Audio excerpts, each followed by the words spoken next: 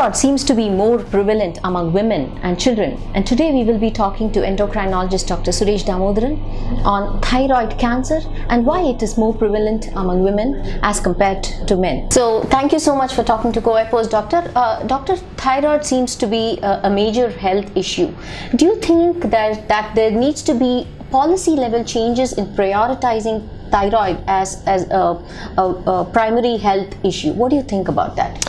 So, if you look at the epidemiology, thanks for interviewing me regarding the thyroid aspect, because there is one of the conditions that has been, I wouldn't say ignored, but there is an awareness in people, but they have to take it much more seriously than what they do. For example, diabetes of 20-30 years ago was not taken as a big issue, but now everybody checks their blood sugar. Like that, as you rightly pointed out, thyroid has to be taken as a really health issue by the governments as well, but one has to be aware as an individual that they realize that their chances of getting fertile, the chances of getting affected by the weight, and their normal day-to-day living can be affected by thyroid, and moreover there is a high chance of getting cancer as well in thyroid. So for that reason alone, I think people have to be aware of thyroid. Your question is pointing towards public health issue. So after the individual has taken care, and government has to do a lot of things along with that.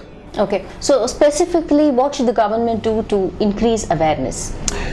Okay, in India everything has to be pointed and focused to the people. So my view is government has to be joining with a lot of partners from the community level.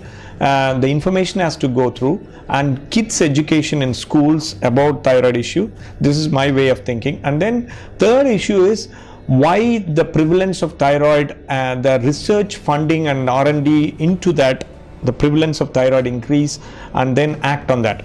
And then the fourth issue is probably the reason we know is the iodine deficiency. So iodizing the salt and everything has to be taken priority, like a lot of other countries have done it successfully. Okay, so you spoke about education at the level of students or of the level of children. So could you speak a little bit about thyroid among children? Yeah, it's a good question. Actually, the thyroid prevalence is not due to iodine deficiency in excess in the Western world. Here as well, it is not in a big way, but something called autoimmunity, which is auto means own body, immunity is immunity. So own body's immunity, normally it has to take a step when the scavenger enter into the body, the immunity has to just go and attack that. But instead of that, it is attacking the own thyroid gland. Therefore, the production of the thyroid hormone is affected, and that can go into from the kids level to any adult level. Now, the reason it is called hygiene theory, the reason they found out in Western world is called hygiene theory, where the infection rate in the kids was high in the old days. So the body was fighting against the infections. But nowadays, because of the clean, nice environment we are living in, so the antibodies or the body's immunity has got nothing else to do rather than going and fighting the own body. This is one of the theories, it's called a hygiene theory. So this is the reason that probably there is an increase, but as I said earlier, the research has to be funded through in this area so that we'll get more information regarding that, why it's happening in India. So doctor, patients taking thyroid medication over a period of time, are they more prone to bone related issues? Your question has got two parts. One, thyroid as a whole, it's not a disease. Thyroid, either it has to be hypothyroid or hyperthyroid. Right.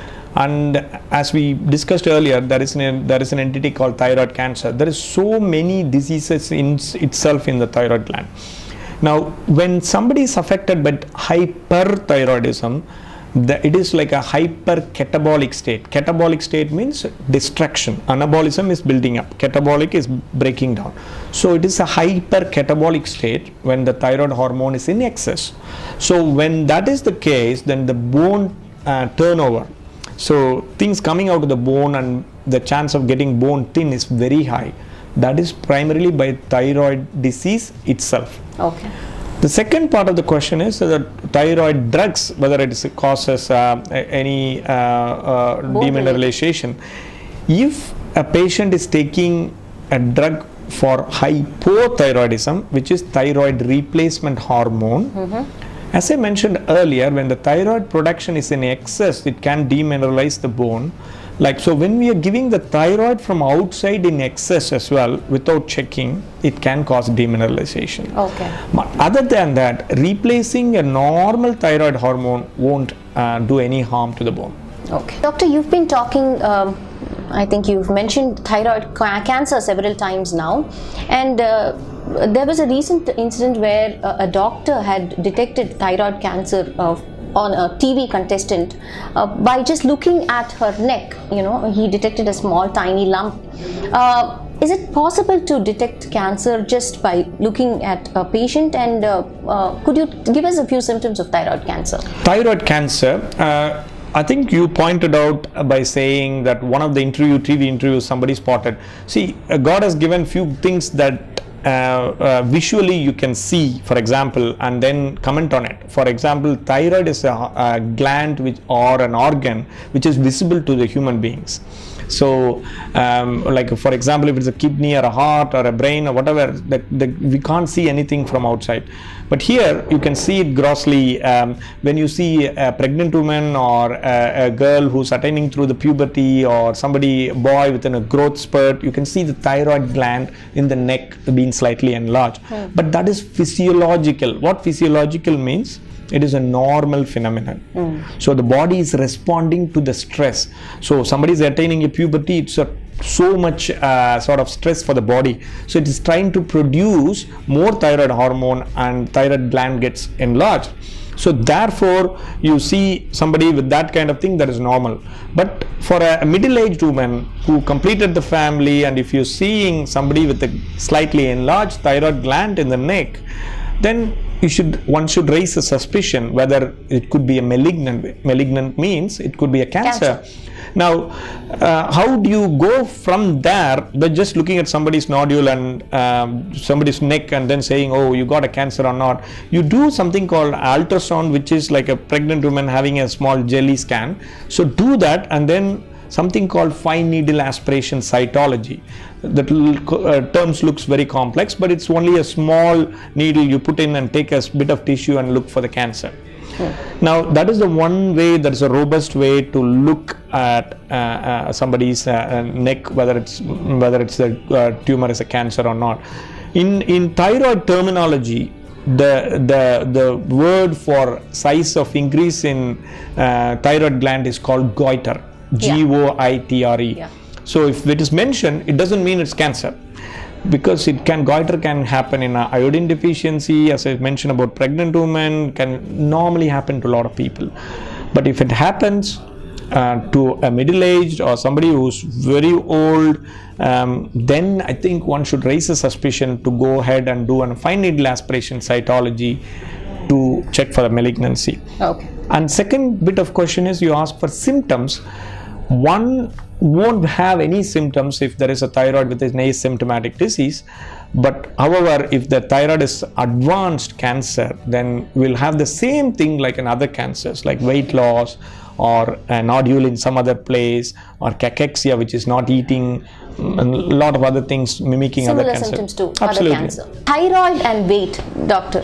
So those with thyroid tend to put on a lot of weight, or they tend to lose weight also, isn't it? There's two aspects to it. One is hyperthyroidism and hypothyroidism. Hypothyroidism, which is underactive thyroid gland, you tend to put on some weight. And hyperthyroidism, you tend to lose some weight. Now, people come to me in our clinic and asking, oh doctor, because of thyroid issues I've gained weight.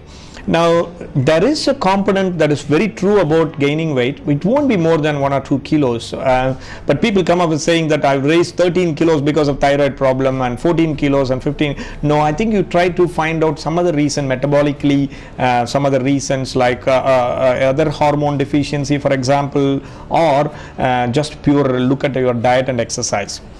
Okay. And doctor, also, women are more prone to thyroid than men, because I think the ratio is 60:40. Why so? It is a very good question, but it's a natural way of handling things in a disease. But one other thing, if you remember in the first half of our interview, I mentioned about autoimmunity. Right. That autoimmunity as a whole is more common in women. Autoimmune diseases are more common in women for some reason. Okay. So for that reason as well, I think it is more common in women, but it is got a female preponderance for unknown reason. Okay. Doctor, so now you are a proud recipient of Donnell Etzwiler International Scholar Award. So what exactly is that award? I have to thank God for getting that, but I think this award is meant to be given for the endocrinologists or diabetologists for their contribution to number one, for the research, number two, for the patient care, number three, for patient education. So I think it is a strict way of assessing people how you are performing in your region, and that is the way they selected few people from all over the world, and we all met in Portugal in Lisbon, and then therefore the selection process went on, and they look at your activities, what you do in that. So here we do patient education wise, we do a program called Sangamam and Sanjeevani, which is like monthly issues, and then Sanjeevani is like yearly diabetes mela sort of thing for people to get aware of that. And also we do Decon and Paradecon, which is education for the doctors and the patient who are the doctors or the healthcare professionals who are treating the diabetic patients. So it is like a whole lot of covering the research, teaching and training, clinical care, and also patient education. So based on that, I've received that award. There are 5 other people from all over the world, like from Bulgaria, Croatia, Mexico, Northern Ireland, and one more country is Thailand. So other countries received it along with me. Many congratulations, and thank you so much for talking to Covai Post. Thank you. To get instant news updates, like the Covai Post page. Click on See First to view the news first. Also on YouTube, subscribe to Covai Post channel to watch interesting news and videos.